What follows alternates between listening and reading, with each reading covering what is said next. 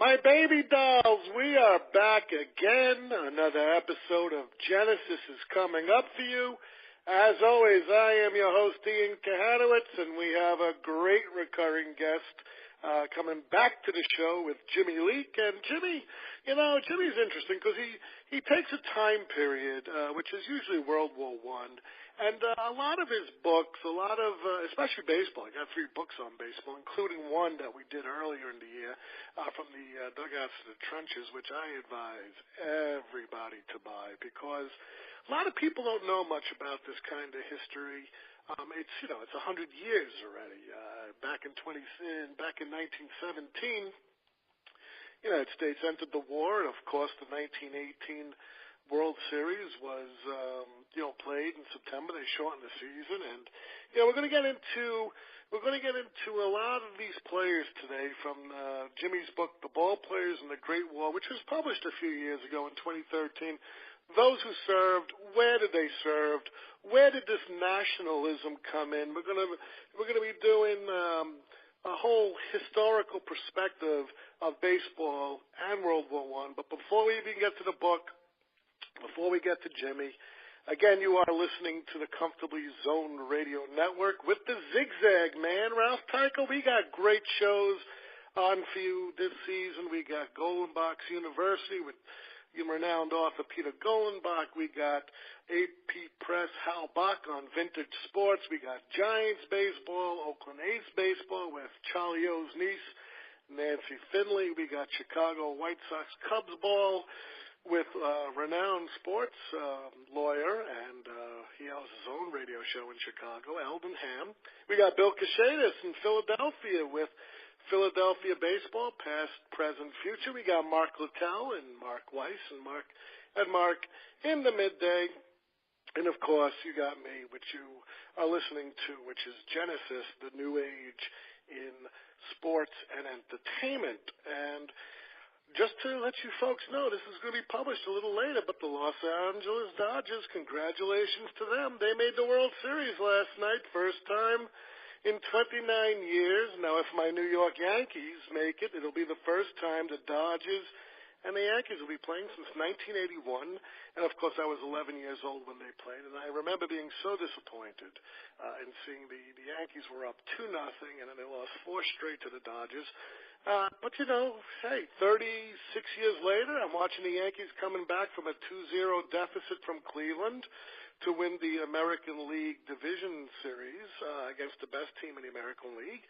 Same thing's happening with Houston. They were down 2-0. And don't forget, folks, they only lost the game 2-1 into both two, and now the offense is produced. But the big story is the Yankee pitchers are shutting down the Houston Astros, who owned the number 1 offense in the American League, with the Yankees coming in at 2. And this team is surprising me, even if they don't make it to the World Series. What a run. I still believe Houston could come back. Verlander goes on the mound tonight. Severino for the Yankees. Stay tuned. Baseball is so good this year. It's so good because I'm a Yankee fan. But if you're a Chicago Cubs fan, my condolences. They made the championship 3 times. They won a World Series, but the Dodgers looked amazing up until September, until they lost 22 out of 26 games.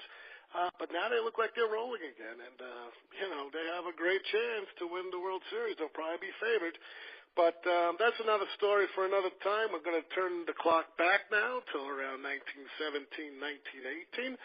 And we're going to talk about Ballplayers in the Great War. Now, Ballplayers in the Great War, this book was written about those who served during World War I.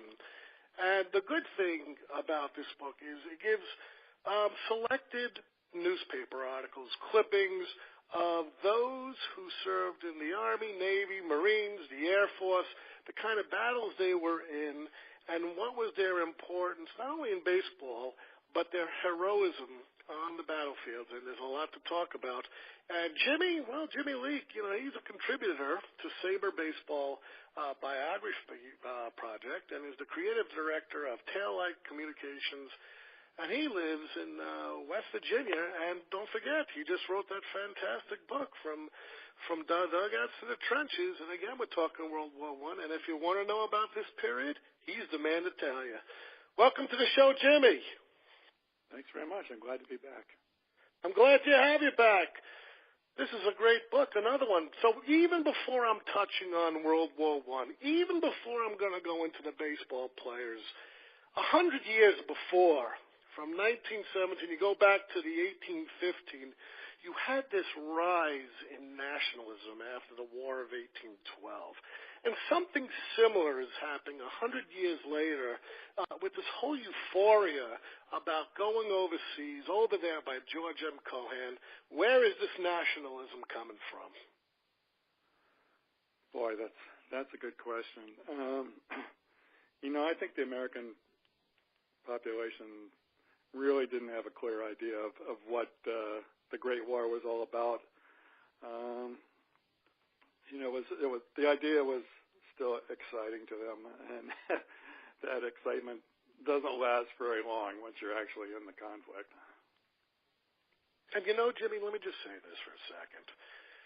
I know that things were published after the fact, but let me just say something here. The Battle of the Somme, that's world-renowned. Even it was reported all over the newspapers back then. The British lost 60,000 folks in one day in a slaughter in the trenches in France. It's unbelievable that I think that propaganda played a huge part, the sinking of the Lusitania 2 years earlier.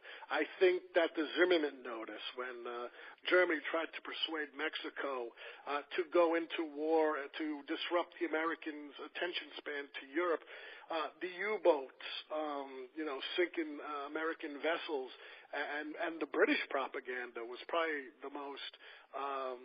the best of them all, because they painted, if you look at the cartoons from the period, from all the newspapers, you're looking at the Germans like they're big apes in their uniforms with the arrows on their helmets. They're dragging women away and raping them, and they're this barbaric.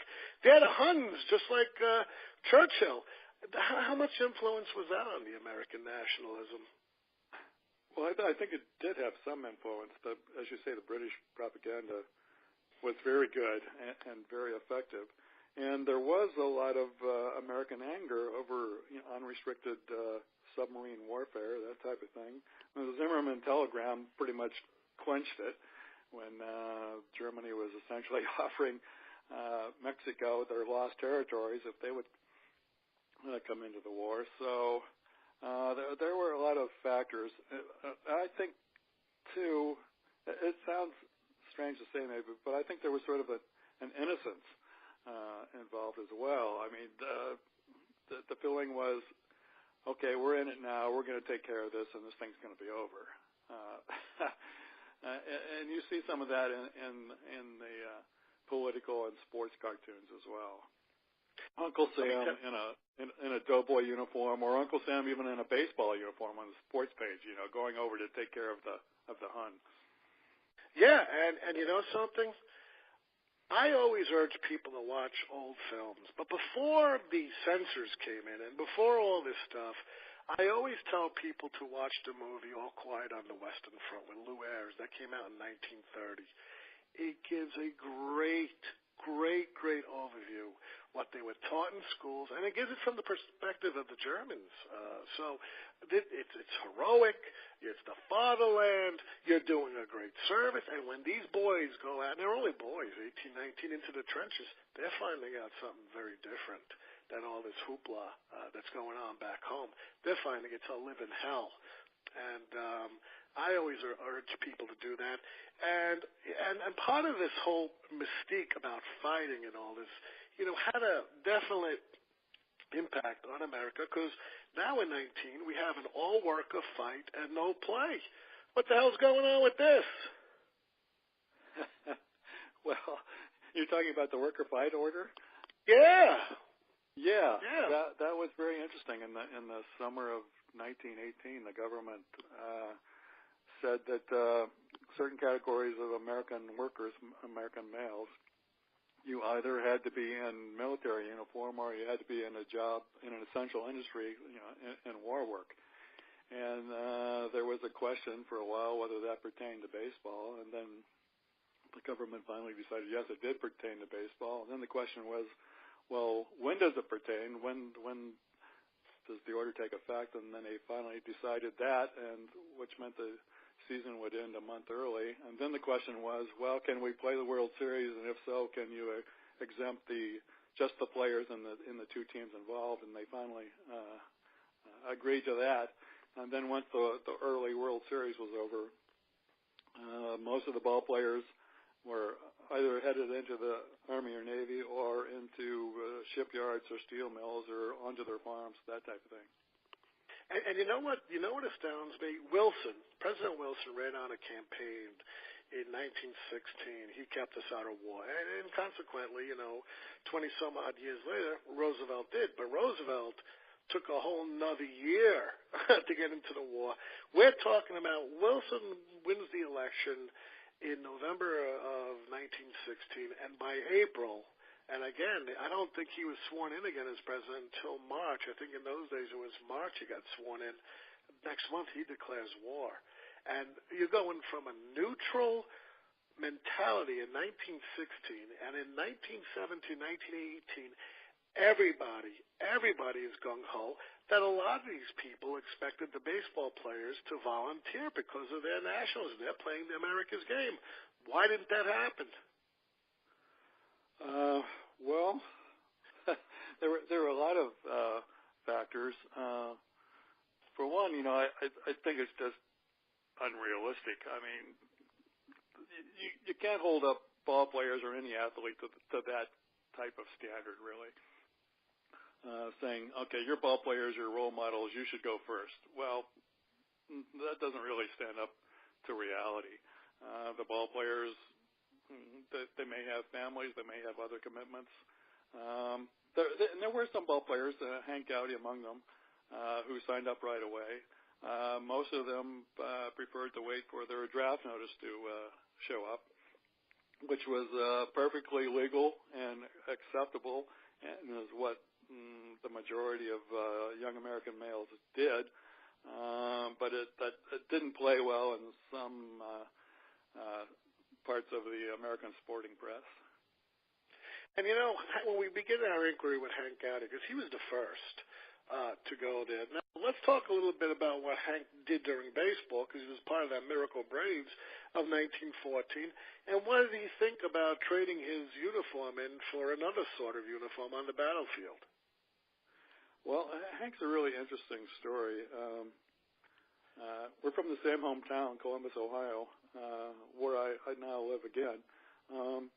As you say, he was a star for the Miracle Braves, and when America entered the war, he had friends who were, I don't recall whether they were active Army or whether they were National Guard and then called up, but he had friends in uniform, and he talked to them about possibly enlisting.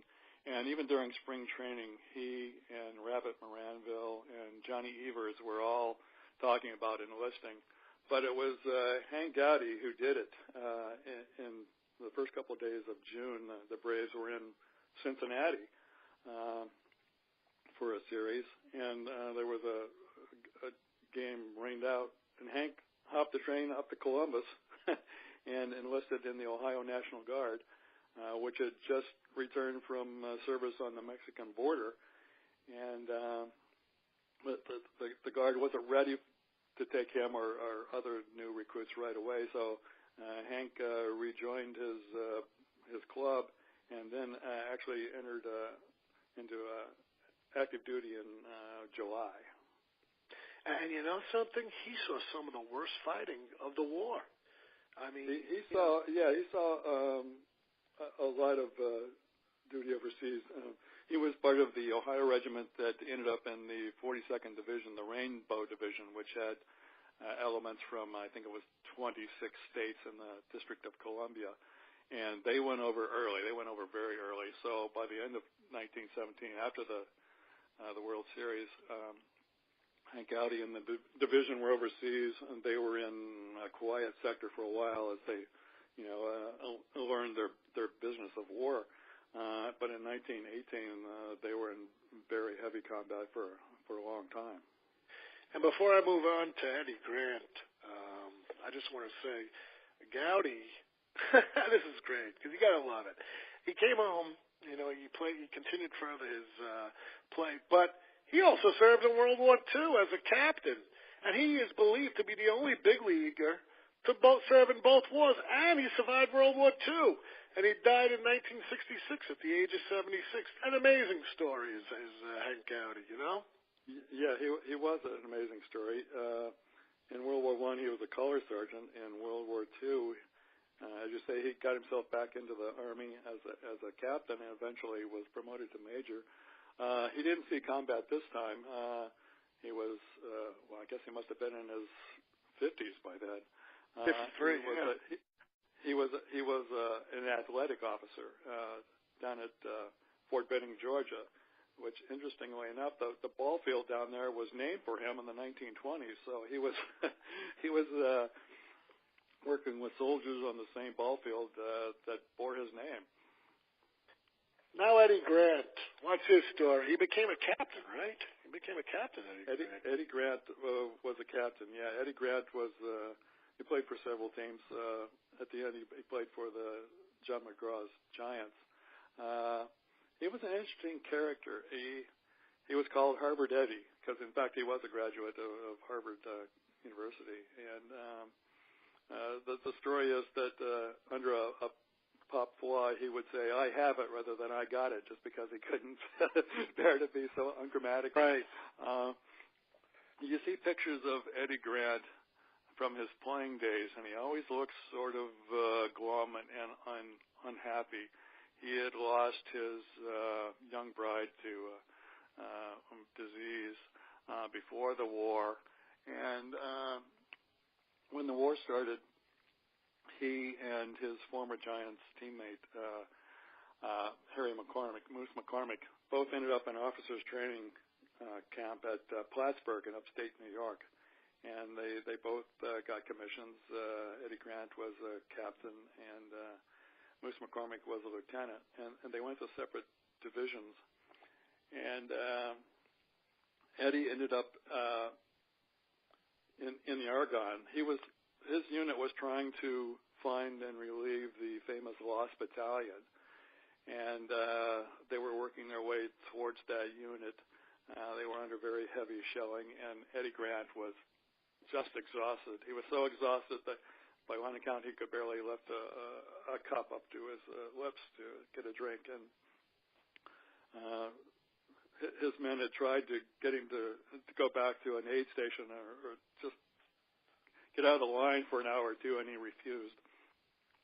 And his battalion commander was wounded, and he took over the battalion, and when the shelling started, he told everybody to flop, but he didn't get down himself, and at least not fast enough, and he was killed outright by a shell fragment. Wasn't he buried by the Germans of all people? No, he was buried near where he fell by the Americans, but I think it was in a German cemetery. But his body was later reinterred in an American cemetery. He still lies in France. Then another part of that story is his old teammate, Moose McCormick. He came back early with shell shock and served out the rest of the war in a sort of quiet billet in the United States. And after Eddie was killed, Moose was one of the people who contributed money to building the monument to him in the center field at the Polo Grounds. And he went on, Moose McCormick went on to become the baseball coach at West Point. And during World War II, like Hank Gotti, Moose McCormick wasn't on active duty, but he was a civilian athletic trainer for the Army Air Forces in I think, Long Island. So he came back from the war badly affected, but rebuilt his life and went on. And I find his story very compelling as well. Yeah, McCormick was a big part of it. Now, this is even more interesting than us, because you got Grover Cleveland Alexander here. He didn't even want to go to the war. He said, "I'd take care of his elderly mother and and his brother, and people are like frowning upon him, saying, "What the hell's wrong with you? What's going on with him?" Yeah, truthfully, he was a reluctant soldier, and he applied for an exemption and didn't get it.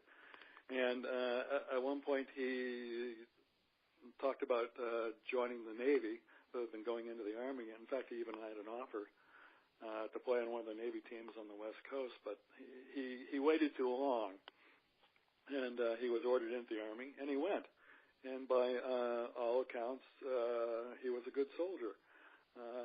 I've been looking into that a little bit more recently, and yeah, everyone had good things to say about him, and he ended up in a field artillery unit, and they went to France, and they too saw very heavy fighting in the last big push, the 47 days that ultimately ended the war. But he was, excuse me, he was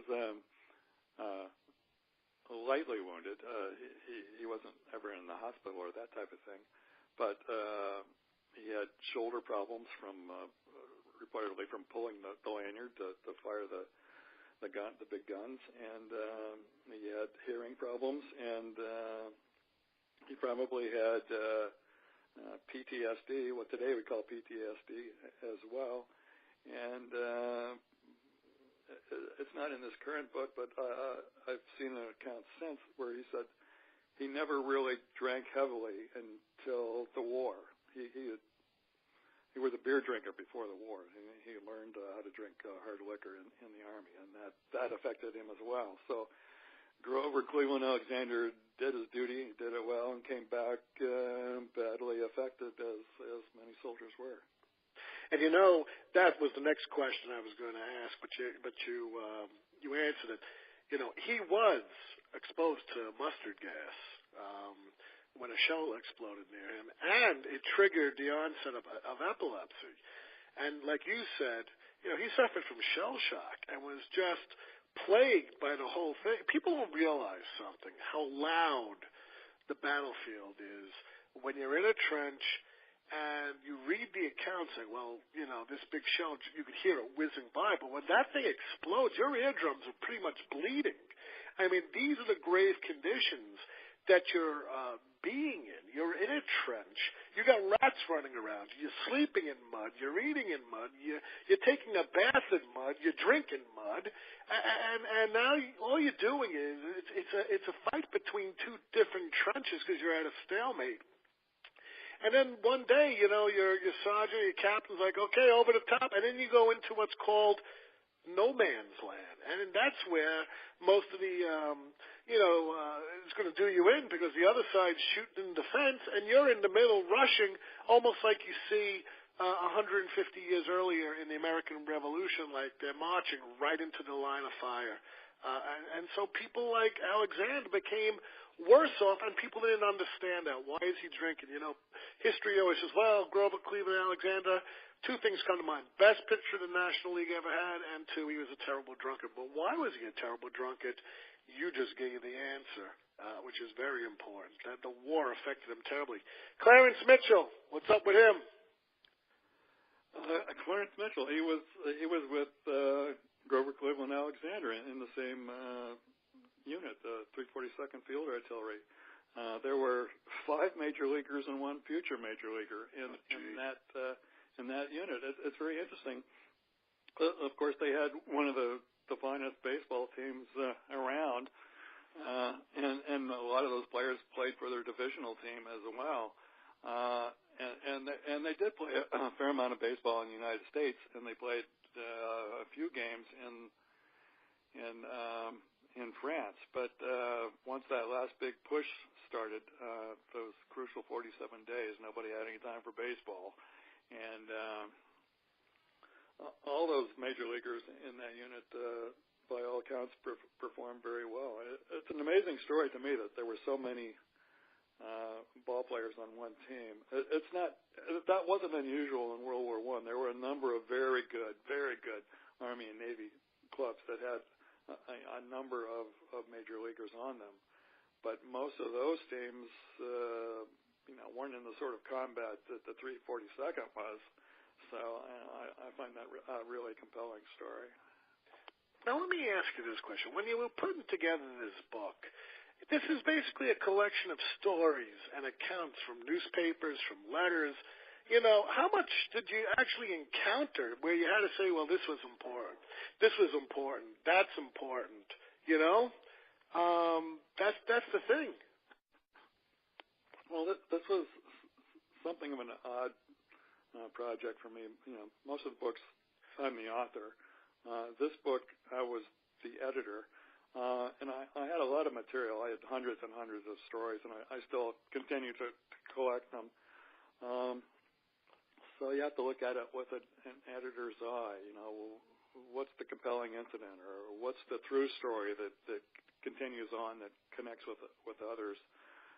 So I arranged them in the chapters that seemed to me most logical. I imagine a different editor, another historian, would look at the same hundreds of articles and arrange them in a different way and possibly find different meaning. That's the thing about these subjects. They're so huge, they're so vast that they're open to so many interpretations. This one just happens to be mine. Now, let me ask you this. You got a chapter called Fast Nines. What are jackies? What are all these baseball groups doing around the United States here? Fort Devens, I see. The Great Lakes. You got stuff out in San Francisco. What's going on here? Well, baseball was the national pastime. I mean, it really was the national pastime in 1917 and 1918. So when American males went to war, baseball went with them, and it went everywhere. It's really interesting to see. Every installation of any size had at least one ball team, and probably had more. Many, maybe even most Army companies had, a company ball club. There was baseball everywhere, and for the most part, the military used that to show these ball players and their organizations to the public. The Army Navy ball games were very often open to civilian spectators. Very often they were used to raise money for war charities. As you see, there were a number of really excellent clubs that the American public saw. Jack Barry, the player manager for the Red Sox in 1917, had a great ball club at the Boston Navy Yard. By one account, they called themselves the Wild Waves. And that club, Barry had, at one point, he had 13 major leaguers. Yeah. And that club could have beaten the major league clubs at that point.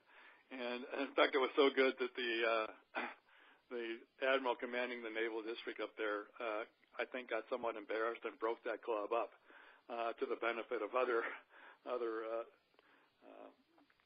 commands. But there were a number of good Army and Navy ball teams around New York City, and they often played games in the big league parks. There were good clubs out near Chicago, Great Lakes, Camp Grant. They had great clubs. There was a league out in the Bay Area. There was just baseball everywhere that there were American troops or sailors. And you know something? You break these chapters down: soldiers, sailors, Marines, aviators, gas, and flame. Let me ask you this question: when a baseball player knew that he was being drafted, say like Alexander, they asked the league, "Can we finish up what we're doing, then we'll go overseas?" How are these guys? How do they know the drafting board, where to put these guys? Why wouldn't they just put all these guys like in the safest arm and division of the military, rather than just say, "You're in the Army, you're in the Marines, you're in the Navy, and you're going to be a flyboy"? Well, when you were drafted, you went with the other men from your town or your county. Grover Cleveland Alexander went with a dozen other men from his little hometown or his county in Nebraska. He wasn't singled out. So they all went to Camp Funston in Kansas. But that said, once he got there, I mean, everybody knew he was coming. So they nabbed him for the ball club. They nabbed all the major leaguers for the baseball team, but they still went into regular units. So to some extent, it was the luck of the draw. I'm sure to some extent in some commands it was the commanders intervening, say, okay, I know this ball player is coming. I want him to come work for this office or this company or whatever and play on the team. And I mentioned Jack Barry's club up in Boston. When they broke that club up, two of the players, Herb Pinnock and Mike McNally, were sent to Europe. And McNally expected to serve on a command ship in Ireland, and Pinnock expected to go to a destroyer in the Mediterranean. But when they got to Ireland, Admiral Sims, the commander of the naval forces in Europe, nabbed both of them. There were officers on the dock waiting for that ship to dock and say, okay, now report to Navy headquarters in London because you're working there and you're playing on our ball club. Yeah. So. Yeah. It's funny because the propaganda continues because I'm sure there were those who gripe, but then there is those that Leon Kadori and Benny Kaus, they're writing back, hey, this is great, Benny Kaus is like, I love being a ball player, but every man who's not a slacker, they should be in the Army with me. Well, you really got all sides of opinion. Some players, frankly, did like being in the service, and some players didn't, but performed their duty anyway.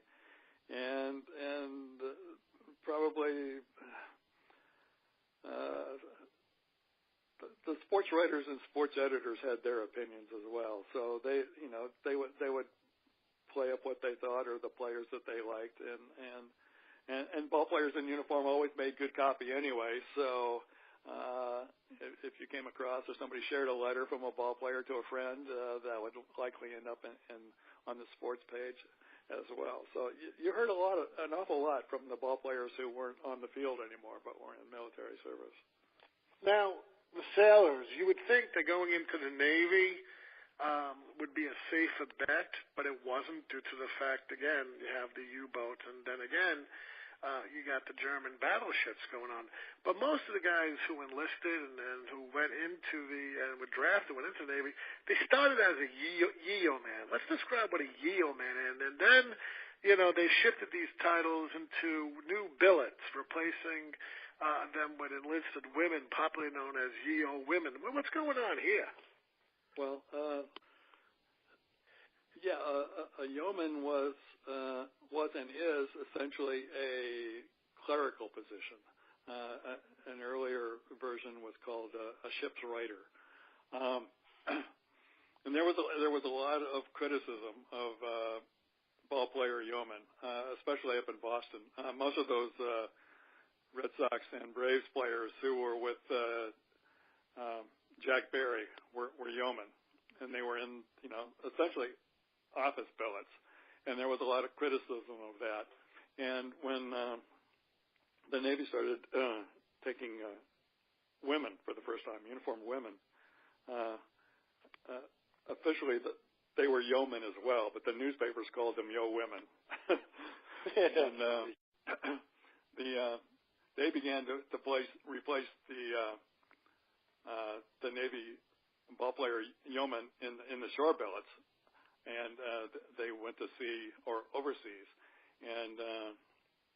but the idea of ball players as yeomen didn't go over well in some quarters, especially the sporting news. The sporting news was fairly brutal in snide remarks and the reporting, but it was interesting. No, I mean, it is. I mean, this whole thing is fascinating. The Marines are the hardest division, and I love the fact in your book The German troops in France call the Marines the Teufelshunden, which means devil dogs, a name that the Marines embrace. Now, the Marines are the first ones in. They have the toughest training at Paris Island. They're the ones who are the best trained out of all four divisions of the armed services. You got Eddie Collins coming in here. You got Chief Bender coming in here. What was the appeal of the Marines if you know that you're going to be the first one on the battlefield? Well, I think that was the appeal. Who the hell wants to be the first one on the battlefield? I got to keep my arm so I can pitch. I got to keep my arm so I can catch. What the heck's going on with that? Well, the Marines have always had the reputation as the toughest and the first, and that appeals to some people. And ball players are very aggressive men themselves, and to some of them, that's just where they wanted to be. I mean, Eddie Collins, as you said, enlisted in 1918, but he didn't make it overseas. The Marine who was the Marine ball player who was most famous during the war was a guy named Hugh Miller, who frankly wasn't much of a ball player. He played one game in Philadelphia in the majors, and he played for the St. Louis Terriers in the Federal League. A very sort of mediocre career, but if he wasn't much of a ball player, he was a very fine Marine and was highly decorated and wounded twice. And in fact, he was in the hospital when the war ended, and his playing days were over anyway, so he never tried to go back as a player, but he did try to go back onto the field as an umpire, and his wounded leg just wouldn't allow him to do it. But all the attention he didn't get as a ball player, he did get as a Marine, and justly so.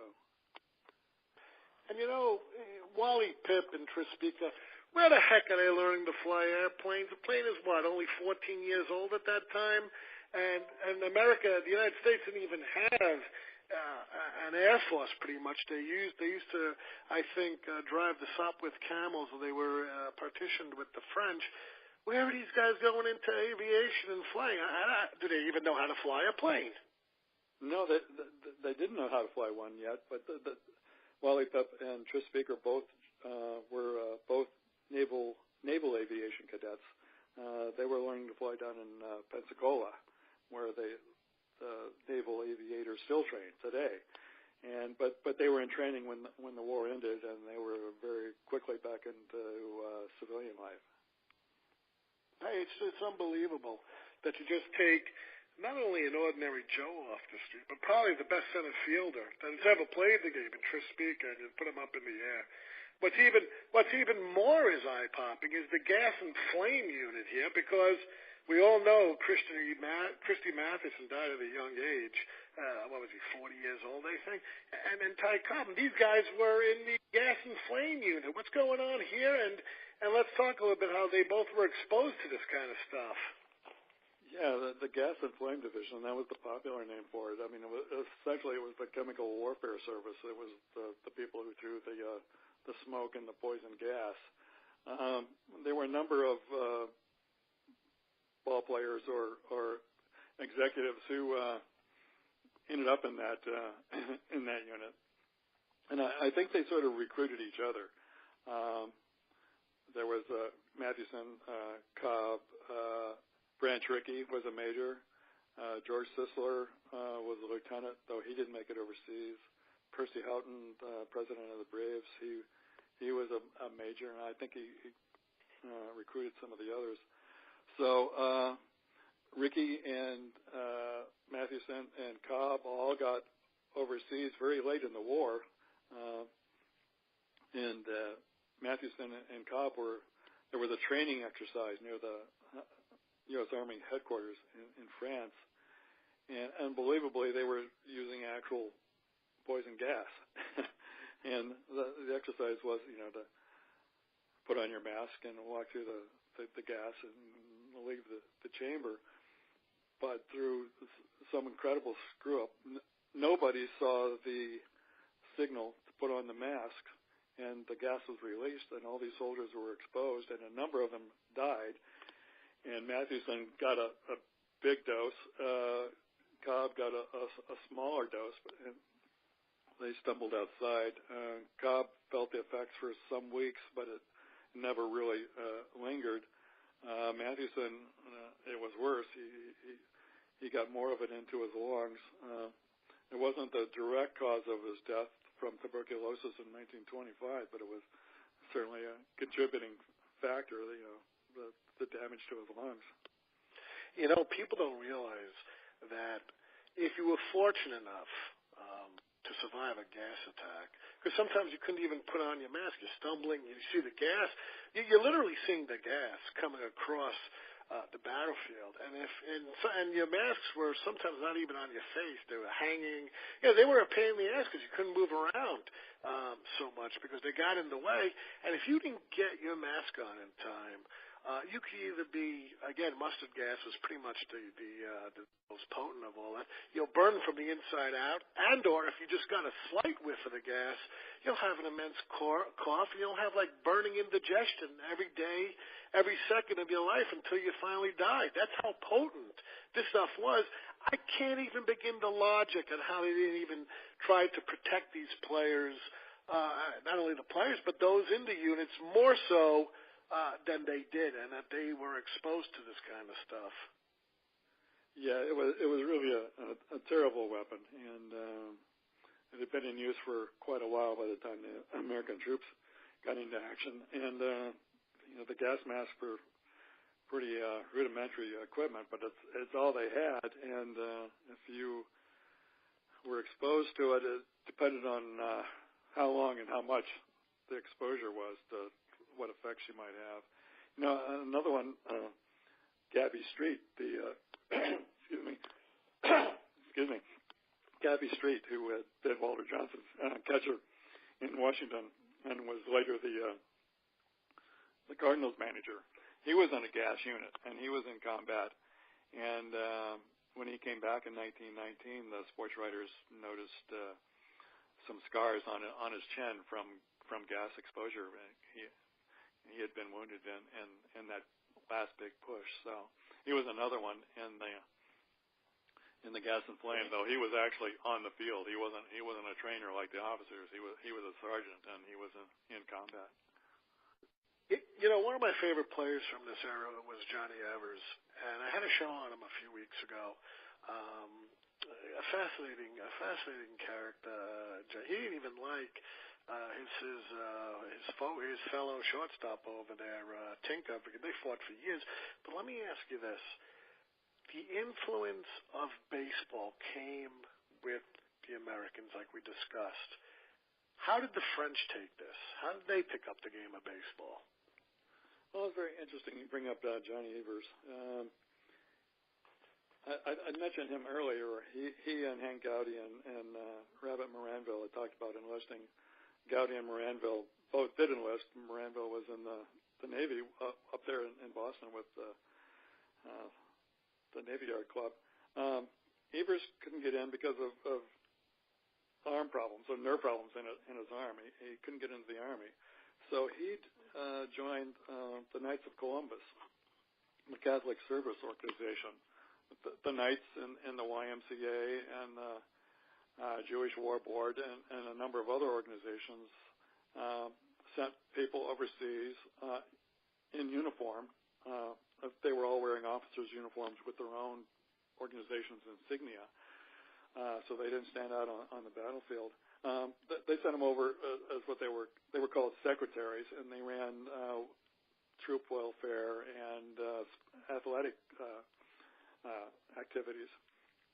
So Johnny Evers went over to be an athletic director. He was based in Paris, but he no sooner got there than the French asked for his services. There was a French general who was married to an American woman who was familiar with baseball and was impressed with particularly with the grenade throwing skills of the American soldiers. They threw baseballs and they threw grenades and they threw them really well. And this general wanted Johnny Evers to come and teach his troops to play baseball because he thought it would make them better soldiers. So Evers and one of his companions went to a French military school for a couple of weeks and taught people to play baseball, and those soldiers would teach other soldiers how to play baseball. So there was a fair amount of interest in at least one part of the French army in learning that sport because it seemed to make them the players good soldiers.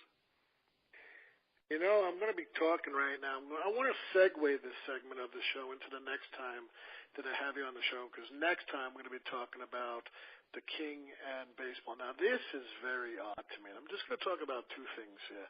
Number one, what interested King George V in baseball? Well, what interested the King in baseball was the Americans. I mean, he needed the American allies, and he wasn't the most charismatic person himself, King George V, but he had a sort of genius for working with the Americans. He was interested in all things related to the American Army and the American troops. And there were 15 or 20,000 Americans in England, I think. Many of them with the Air Service, learning to fly or to maintain the machines, and there were Navy sailors there as well. And there was a baseball league, a military baseball league in London in 1918 that had 4 American teams and 4 Canadian teams. And I should say that the Canadians played baseball during World War I long before the Americans arrived. The Canadians took the game with them as in 1914 and 1915. So there was this American League in and around London, and the U.S. Army and Navy headquarters teams in London decided to have a 4th of July game, and somebody had the bright idea, why don't we invite the King to come and play? And I don't have this in writing anywhere, but my theory is that George V was awaiting for exactly this sort of invitation, because he accepted immediately and said, I will be at your ball game on the 4th of July at Stamford Bridge. And when he did that little holiday game between 2 military teams immediately became this big international event, gained vast importance, gained a lot of publicity, and all eyes were turned towards the Army-Navy ballplayers at Stamford Bridge, where they still play what the British call football and we call soccer. That's still the home of the Chelsea Football Club. So there was this holiday game that drew tens of thousands of Londoners and Allied troops, with the King and the Queen and other members of the royal family in the grandstand, and it was really quite an event. And you know something? You lead me right into my second question, and then I'm going to end the inquiry there. I'm going to end the inquiry here because we got to have a show on the King. I don't want to give away too much details. You mentioned holiday. It's our holiday. It's July 4th. What the heck is the King thinking? It was the Declaration of Independence against his own country, Britain. That's right. That's right. And the 4th of July was essentially a holiday in London. I know that. After 142 years, the British were helping us celebrate our holiday of our independence from them. And American flags flew beside British flags atop the public buildings in London that day. And the Londoners just went out of their way to make the Americans feel welcome and to help them celebrate. We were in this death struggle in this war against Germany, and the King was going to make sure that he, the royal family, and everybody else that he could influence were going to do everything they could to make the Americans feel welcome and wanted and needed, as they were. And I'm going to end it like this. And the ironic thing about this whole thing was that King George V was a cousin of William Kaiser Wilhelm, They almost looked alike. Same beard, same height. You couldn't even tell them apart, really. That's the weird thing about it. Right. And his other cousin was the Tsar of Russia, who they did look alike.